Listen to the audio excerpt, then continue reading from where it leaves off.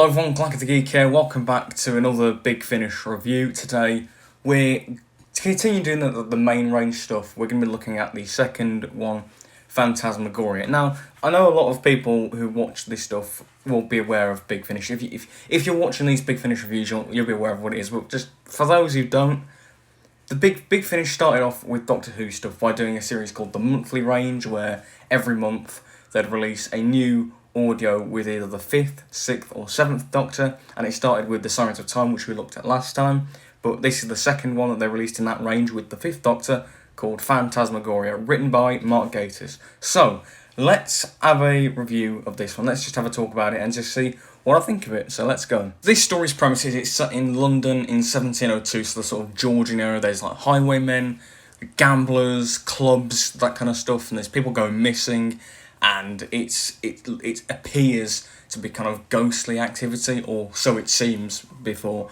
we find out who some of the certain characters, we find out what's going on and the kind of alien interference with that. It's quite a simple premise, but I think it's just executed well, which I think Mark Gatiss does well. He does those kind of simple but effective episodes that kind of comfort viewing, or in this case listening. You know, stories like Unquiet Dead, Cold War, Waters of Mars, Empress of Mars, sorry. I really enjoy Mark Gatiss stuff, and this is no different. The plot is quite simple, and it's, easy to follow, and it doesn't make it one of the all-time greats of Big Finish, but the reason I like it as much as I do is just in the way it's told. Mark Gatiss has this knack for having simple but effective stories where the tone is something that I really enjoy. It's a mix of sort of lightheartedness with a darker edge, and you've got some really quirky characters. Dr. Hollywell, he was probably a favourite of mine. I think he was quite charming and quite likeable.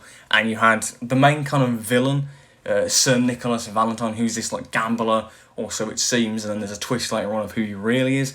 And I thought he was quite an effective villain. Speaking of twists to do with like characters and whatnot, in part 3, the part 3 cliffhanger, there's a twist with one of the characters, and it's revealed like there's this like ominous alien like voice throughout, and you find out who that is, and it's one of the characters already in the story, and I was like, oh, that's a good twist. And then part 4 does expand on that, and it really develops it, and I think it's quite good, and I think that's why this one works. I think that's why I enjoy it, because it is simple, and so you can develop these twists and whatnot. It has breathing room, and I really enjoy that. The way that the sound manages to capture the time period of the early 18th century, I think it's captured very well with the sound, some of the music, and just the atmosphere, of these like clubs that they go to, and then playing cards, and you get a real visual depiction of these scenes, and it's well done, and it kind of immerses you in that, and that's what Big Finish can do really well. He uses the soundscape, to really immerse you into a time period, and I just think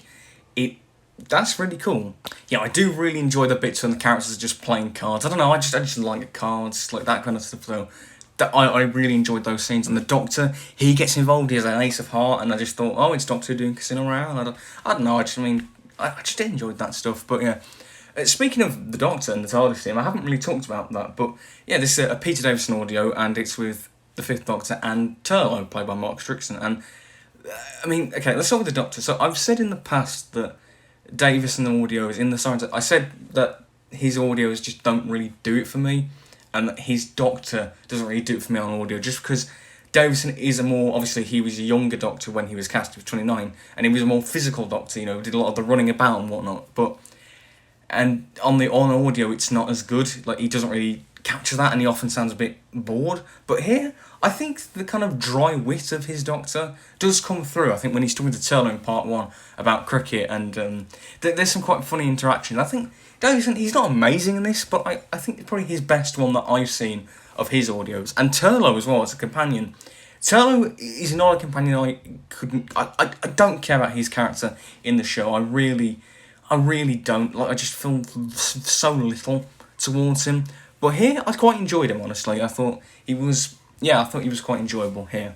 Yeah, admittedly, I don't have loads to say about this one, because, as I say, it's a very simple story, and that's why it's not, like, top-notch Big Finish. There is much better, even the ones that I've listened to, there is much better than this. But it's a very fun story, and I definitely enjoyed this a lot more than Signs of Time, which I respected, but didn't massively enjoy. This one, I was into it, I enjoyed the tone, the atmosphere, the characters, that some of the twists were quite cool, and it was just a fun one. And you know, I think give this one a go. You know, if you're just starting off in Big Finish, this is a good one to, you know, get yourself into it. And you know, as an early one, it works well. So overall, I'll give it a 7 out of 10. I enjoyed it. Nothing amazing, but you know, I enjoyed it. I enjoyed Mark Gatiss' writing style. It was a bit of fun, I think. Another thing to note as well, this is a 90-minute one, and it's not like 2 hours like a lot of Big Finish 4-parters are. This one's 90 minutes, so it's a bit quicker in the pace. And as I say, if you're a newbie to Big Finish, this is probably a good one to go with. Like to just ease your way into that format, because yeah, it's a simple one, and I think it's not one that I think anyone would actively dislike. Like, it is an entertaining one. I just think, yeah, it's fun. I think the best way of describing this story is it's The Visitation meets The Unquiet Dead. I think that's probably the best way to describe this one. And if you've seen them, if you've seen all of these stories and Phantasmagoria, if you've seen them all, you'll know what I mean. So yeah, that's the end of this review. Hope you enjoyed it. What do you think of this story? Do you enjoy it? Do you not? Are you not fussed? Like, whatever your thoughts are, let me know in the comments below. Like, subscribe, and click the bell so you don't miss a thing. And this is Clack the Geek, signing out. Goodbye, everyone.